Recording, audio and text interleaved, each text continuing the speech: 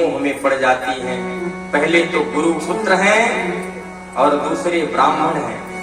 अस्तस्थामा बोल सच्चिदानंद भगवान की जय, सामरे सरकार की जय। अधर्म तो बड़े होते हैं, आज हम धर्म करने बैठे हैं। और मैंने कथा में भी बताया है कि जागी रही भावना जैसी, बड़े प्रेम से कथा का श्रवण करें। द्रौपदी के पास जब अश्वत्थामा को अर्जुन लेकर आते हैं, महाराज अर्जुन को, वहां तो एक प्रत्याग्नि हो जाती है। जब उठाते हैं बलि चढ़ाने के लिए तो द्रौपदी रोक देती है, नहीं, पहले ये ब्राह्मण कुमार हैं और दूसरे में आपके गुरु के पुत्र हैं, अतः यह गुरु भाई भी हैं, शिष्य भी गुरु का पुत्र ही समान होता है। गोविंद से संदीपन मुनि जी की पत्नी गुरुमाता जी ने कह दिया कि या तो मेरे पुत्र को वापस कर दो, या तो आप ही मेरे पुत्र के रूप में स्वीकार हो जाओ। तो प्रभु गोविंद ने पुत्र को जीवित कर मैया के गोद में डाला है गुरु दक्षिणा स्वरूप। तो शिष्य भी गुरु के लिए पुत्र के समान होता है। अब अर्जुन जी कहे कि नहीं नहीं नहीं, मैं मानने वाला नहीं, आज तो इसकी बलि चढ़ाऊंगा ही, तुम्हारे 5 पुत्रों की इसने हत्या की है। ऐसा जब अर्जुन कहते हैं तो द्रौपदी रोकती हैं। अब बात कन्हैया के पास जाती है, हे गोविंद आप ही इसका निर्णय करो, हे गोविंद निर्णय कर इसका, पक्ष विपक्ष लेता है किसका। हे गोविंद अब आप ही निर्णय करो कि इसमें क्या करना है।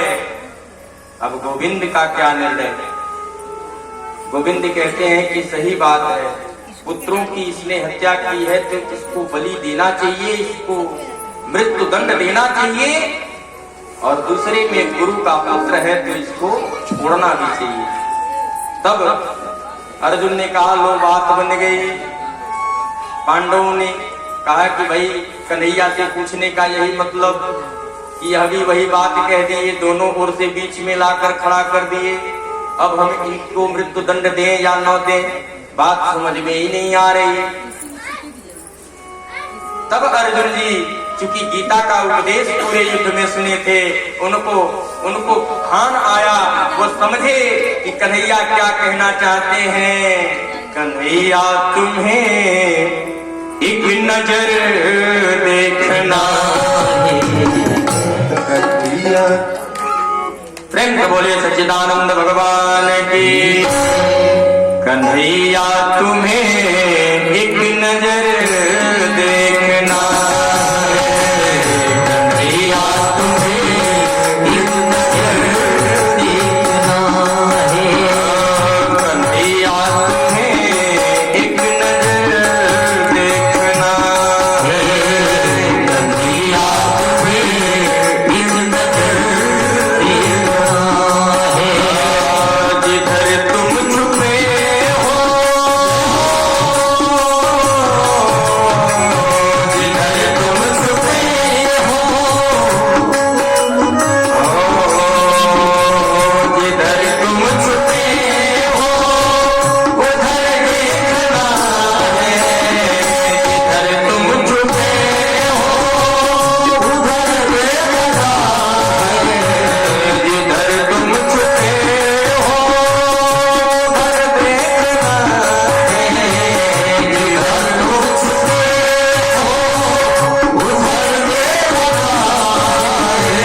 कन्हैया तुम्हें एक नजर देखना है, कन्हैया तुम्हें एक नजर देखना है, कन्हैया तुम्हें एक नजर देखना है, कन्हैया तुम्हें एक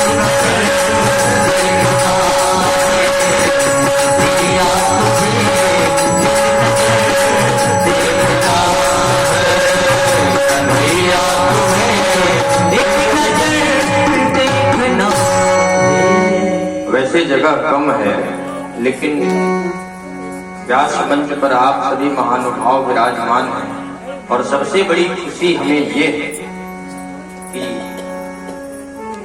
नौरंगिया और कप्तानगंज के बीच एक ये जो नहर अपनी निकलती है त्रिवेणी से, जो पडरौना आती है, उस नदी के पट पर पश्चिमार्ध पट से एक चरिघरवा ग्राम सभा है, उससे बड़े अच्छे वक्ता और सपरिवार बेटी मेरी भांजी है अनुष्का पाठक, 8 वर्ष का उम्र है, बड़ी अच्छी कथा बोलती थी। उनके पिताजी श्री वशिष्ठ पाठक जी चूंकि तबीयत अस्वस्थ है ये, लेकिन बड़े अच्छे कथा वक्ता, और जब वक्ता कोई बैठता है कथा में तो बोलने का भी भान नहीं रहता, और उस वक्ता का परम सौभाग्य होता है जिस वक्ता के सामने कोई वक्ता और श्रीमद् भागवत कथा का वक्ता कोई बैठ के कथा श्रवण कर रहा है। तो ऐसे में हम सभी को ये ध्यान देना चाहिए। बोल सच्चिदानंद भगवान की। महाराज अर्जुन तो गीता का उपदेश ही पूरा युद्ध में सुन चुके थे, उनको मालूम था कि कन्हैया क्या कहना चाहते हैं। अश्वत्थामा के पास एक मणि समंतक पड़ी, और अगर स्त्रियों से श्रृंगार हट जाए तो स्त्रियों का कोई मतलब नहीं होता, और शरीर से जब कोई अंग जब भंग होता है तो उसका कोई मतलब, शरीर अटपटा दिखने लगता है। उस मणि को ही अर्जुन ने तुरंत निकाल लिया। अश्वत्थामा वदन विहीन हो गया और गुस्से में निकल गया, निकाल दिया गया। लेकिन अश्वत्थामा के मन में ये विचार था कि एक न एक दिन मैं इसका बदला, इस अपमान का बदला जरूर लूंगा। तो सही है, साधकों ने भी कहा है कि किसी को मारना हो तो मार दो एहसान से, क्या पाओगे अगर मार दोगे किसी को जान से। जान का मारा हुआ दुश्मन बनता है जान का, सर उठा के जी नहीं सकता कभी मारा हुआ एहसान का। कभी किसी से विवाद नहीं करना चाहिए, किसी को अपनी बातों से झुकाना चाहिए। अगर कोई गलत कर रहा है तो उसको गलत करने दें, आप गलती करने से बच जाएंगे तो वह खुद ही शर्म के मारे एक दिन झुक जाएगा और आपके चरणों में आकर गिर जाएगा। अश्वत्थामा को मृत्यु दंड न देकर महाराज अर्जुन ने उसकी मणि निकाल ली, और मणि निकालने की देर कि वह लज्जित होकर राज्य से निकल गया। लेकिन मन में गुस्सा था, मन में ये था कि मैं इस अपमान का बदला जरूर लूंगा। अब सब कुछ पूरा करके कन्हैया अपने द्वारिका धाम जाने के लिए तैयार हो गए। महाभारत का युद्ध पूर्ण हुआ, पांडवों की विजय हुई। अब कन्हैया सब कार्य पूर्ण करके निकले हुए थे तो चक्रव्यूह की रचना में फंसकर मृत्यु वीर गति को प्राप्त होने वाले अभिमन्यु की पत्नी उत्तरा उस समय गर्भिणी थी। ज्यों ही कन्हैया अपने रथ पर अपना पहला पांव रख रहे हैं तब तक उत्तरा दौड़ती हुई, रोती हुई, बिलखती हुई आ रही है, क्योंकि अश्वत्थामा ने ब्रह्मास्त्र छोड़ा था। क्योंकि उत्तरा ही एक थी जो गर्भिणी थी। द्रौपदी के 5 पुत्र मारे गए थे, दोनों पक्ष से काफी नुकसान हुआ। कुल में कोई राज्य को चलाने वाला नहीं था। उत्तरा उस समय गर्भिणी थी। अभिमन्यु की पत्नी दौड़े आ रही है कि कन्हैया कन्हैया त्राहिमाम मेरी रक्षा करो, इस गोले से, इस लूह से मुझे रक्षा दो। अब कन्हैया ने जब देखा तो उत्तरा रोती दौड़ती आ रही हैं और इनके पीछे अश्वत्थामा के द्वारा छोड़ा गया ब्रह्मास्त्र इनके गर्भ को नुकसान कर देने के लिए, गर्भ को मार देने के लिए दौड़ाए आ रहा है। तुरंत अंगूठे के बराबर मुकम करोति वाचालम पंगुं लंघयतिं गिरिं यत्कृपातमहं वन्दे परमानंदमाधवम्।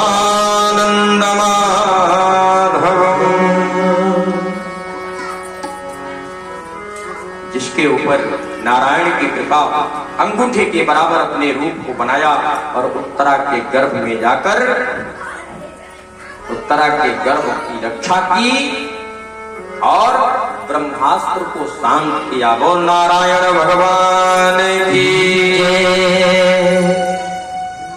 यही अंगूठे के बराबर रूप बनाकर उत्तरा के गर्भ की रक्षा कर ली, ब्रह्मास्त्र को शांत कर लिया। फिर कार्य पूर्ण हुआ, फिर द्वारिका जाने के लिए तैयार हो गए। तब आ गई कुंती मैया, कह रहे हैं कि हे नारायण, जा तो रहे हो लेकिन मुझे एक आशीर्वाद देते जाओ। कन्हैया ने कहा कि हे बुआ, तू कैसी माया फैला रही है रे? तू तो मेरी बुआ है और मुझसे आशीर्वाद क्यों मांग रही है? कुंती ने कहा, हे कन्हैया,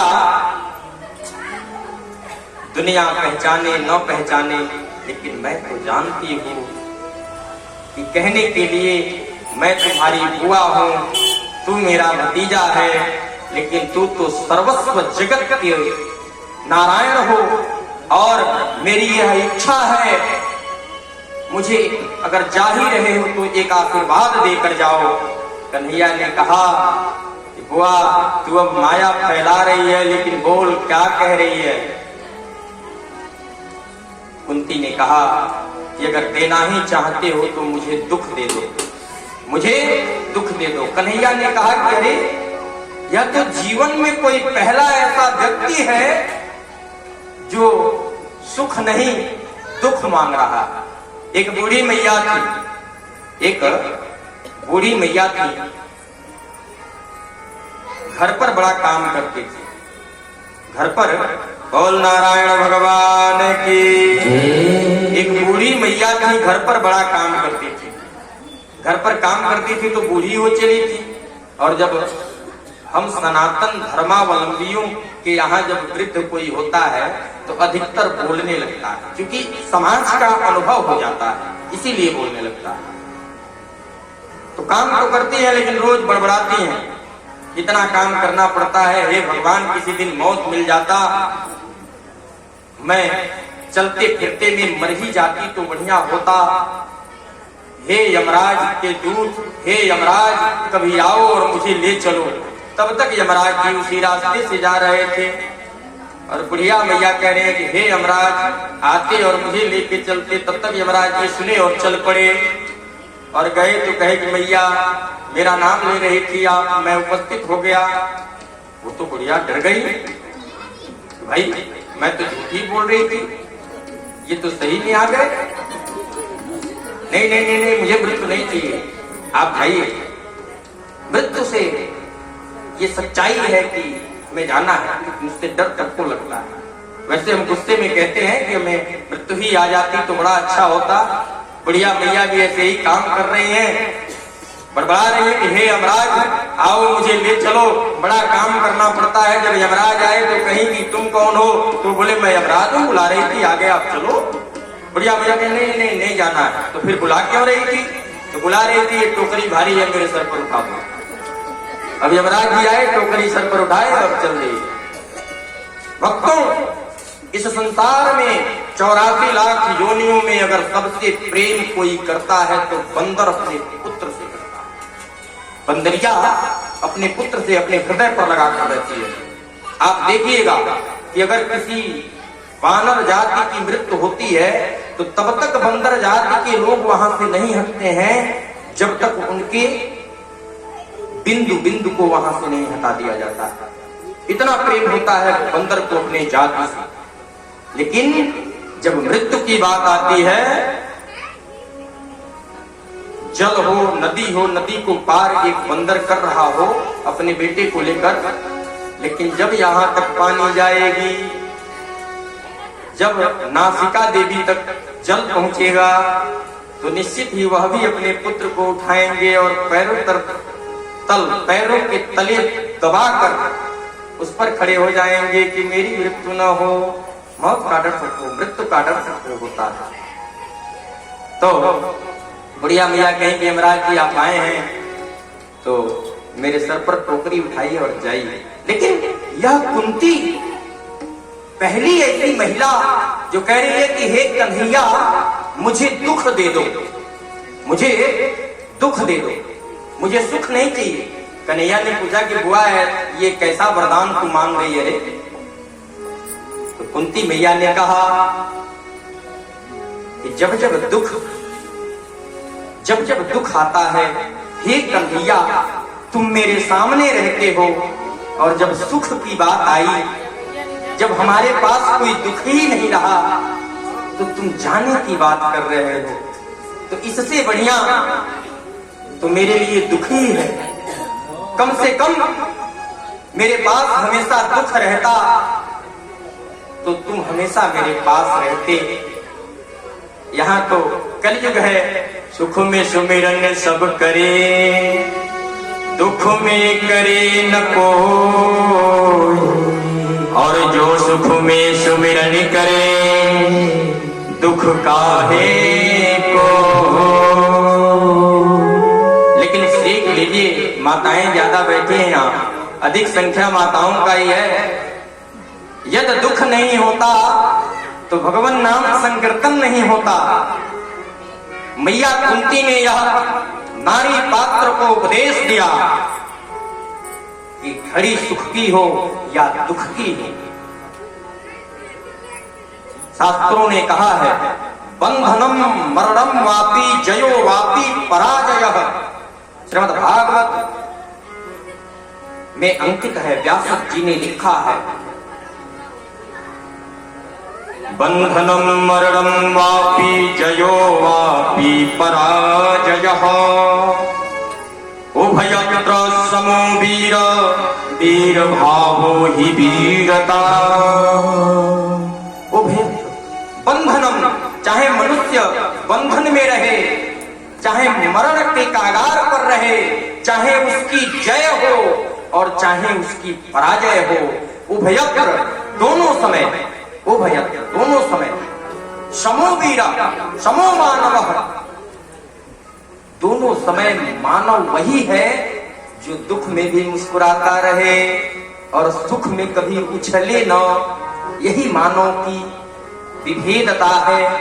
अतः हमारी जय हो या पराजय हो, हर समय साधक ने गाया है। पहले के गीत तो भी बड़ा अच्छे बनते थे, आजकल के गीतों की बात नहीं है, लेकिन एक लाइनों में हमने सुना था कि जीवन सुख दुख का संगम है। ईश्वर ने हर मनुष्य के जीवन में दो पहलू डाला है। कर्ण दो हैं, नासिका दो हैं, आंखें दो हैं। जब एक में कोई कमी आती है तो एक सार्थक रहेगी। तो जब मनुष्य के जीवन के ही दो पहलू हैं तो हर पहलुओं में हमें हमेशा गंभीर रहना चाहिए। तो आइए हर सुख दुख को मिटाते हुए, मन को एकाग्र चित्त करते हुए भगवान नैमिषारण्य का दरबार की जो लगा हुआ है उसमें एक मीठी स्तुति करते हैं। कन्हैया गोविंद को बुलाते हैं, चले आओ चले आओ। हे प्रभु आओ, इस घनघोर कलयुग में हम जीवन को व्यतीत कर रहे हैं, मेरी रक्षा करो। इस कलयुग में कहीं हमसे अनर्थ न हो जाए, मेरी रक्षा करो। कुंती मैया कह रही हैं कि मुझे दुख ही दे दो, क्योंकि दुख के समय आप हमेशा सामने रहते हो। आप भी कहें कि हे नारायण हमें दुख दो या सुख दो, ये मैं नहीं जानती। आपका दिया हुआ सब कुछ मुझे मंजूर है, लेकिन मेरे सामने रहो, मेरे सामने रहो। चले आओ चले आओ, तुम्हें अपनी सुनानी है। चले आओ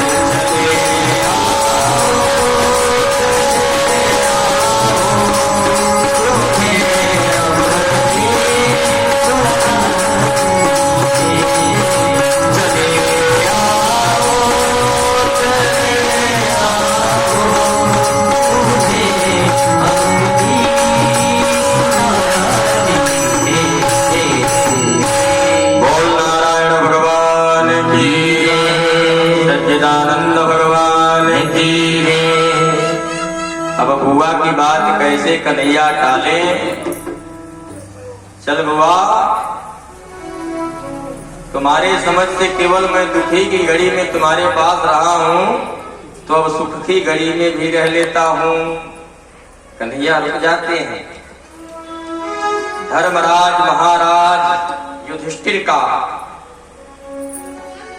राज्य चलने लगता है, जीवन व्यतीत होने लगता है, पर कुछ समय पर्यंत रात्रि की बेला में महाराज युधिष्ठिर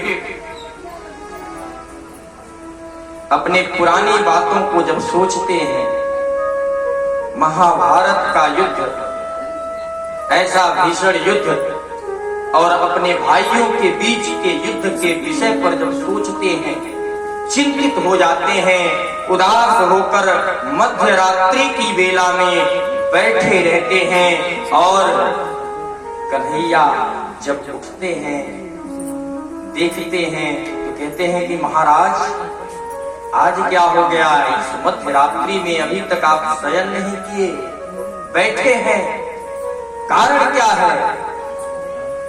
आखिर आप क्यों उदास हैं?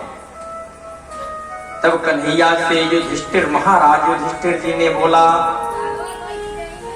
कि हे प्रभु, हे नारायण,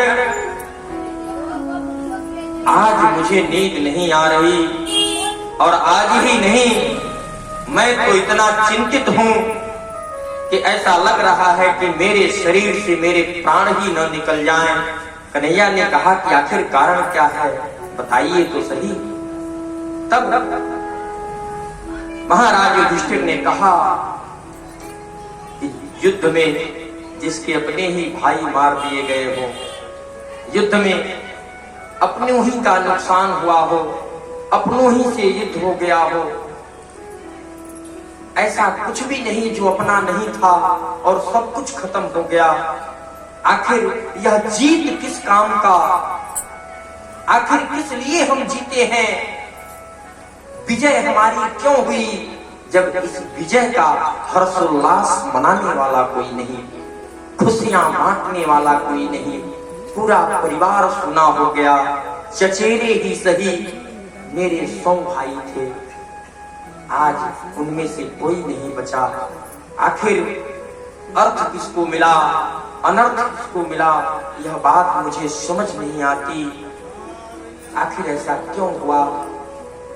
तब अभी कुरुक्षेत्र में बाणों की सैया पर भीष्म पितामह, जो महापरम ज्ञानी और उनके बस में हर कुछ होता तो युद्ध हुआ ही नहीं होता, यदि युद्ध भी होता तो भीष्म पितामह के सामने कोई ऐसा धनुर्धर ही नहीं था जो तनिक समय भी टिक पाए। ऐसे बड़े महान प्रतापी भीष्म पितामह जी बाणों की सैया पर कुरुक्षेत्र में लेते हैं। इच्छा मृत्यु की वरदान है उनको। कन्हैया को तुरंत ध्यान आता है और पांचों भाइयों के साथ महाराज युधिष्ठिर को लेकर भीष्म पितामह जी की ओर चल पड़ते हैं। और ज्यों ही कुरुक्षेत्र में जाते हैं, त्यों ही जब भीष्म पितामह पांचों भाइयों के साथ कन्हैया को देखते हैं, सैया पर लेटे लेटे ही हाथ जोड़ लेते हैं और कहते हैं कि हे कन्हैया, मुझे आपका ही इंतजार था और आप आ गए। अब मुझे किसी बात की कमी नहीं रही, कष्ट नहीं रही। मेरा एक निवेदन स्वीकार करो प्रभु, मैं जब तक जीऊं तब तक आप मेरे सामने ऐसे ही खड़े रहो। अब कन्हैया ने सोचा कि भीष्म पितामह को इच्छा मृत्यु की वरदान है, और अभी अभी मैंने कथा में बताया है कि कोई मृत्यु अपने आप में प्राप्त करना नहीं चाहता है। तो कन्हैया जी ने सोचा, गोविंद ने सोचा कि यह हमको अपने सामने खड़े होने के लिए कह रहे हैं और इनको इच्छा मृत्यु की वरदान है। हम खड़े रहेंगे, ये देखते रहेंगे, न इनकी इच्छा होगी न इनकी मृत्यु होगी। बाणों की सैया पर लेटे लेटे दुख सहन कर रहे हैं, तब कन्हैया ने अपनी बात, अपनी माया 29 श्लोकों में, बड़ी अच्छा 29 श्लोकों में भीष्म पितामह ने पुष्पार्चित छंद, श्रीमद् भागवत कथा में पुष्पार्चित छंद है, क्योंकि नारायण सामने खड़े हैं और भीष्म पितामह जी बाणों की सैया पर लेटे हैं, तो उठकर तो सर झुका नहीं सकते, प्रणाम कर नहीं सकते, तो बाणों की सैया पर सोए सोए ही 29 श्लोकों में पुष्पार्चित छंद से प्रभु की स्तुति की है। और प्रभु की स्तुति करते करते अंत समय में युधिष्ठिर की बात भी भीष्म जी के सामने रखी जाती है।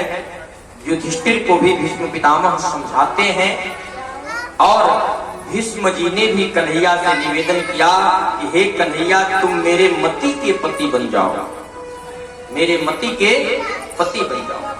अतः मेरे मति के पति जब तक आप बने रहोगे तब तक ऐसी दशा नहीं होगी, महान प्रतापी धनुर्धर और सब गुण संपन्न होते हुए भी आज मैं बाणों की सैया पर हूं, तो इसका एक ही कारण है कि मेरे साथ मेरा अपना धर्म नहीं था, मैं धर्म के साथ खड़ा नहीं था।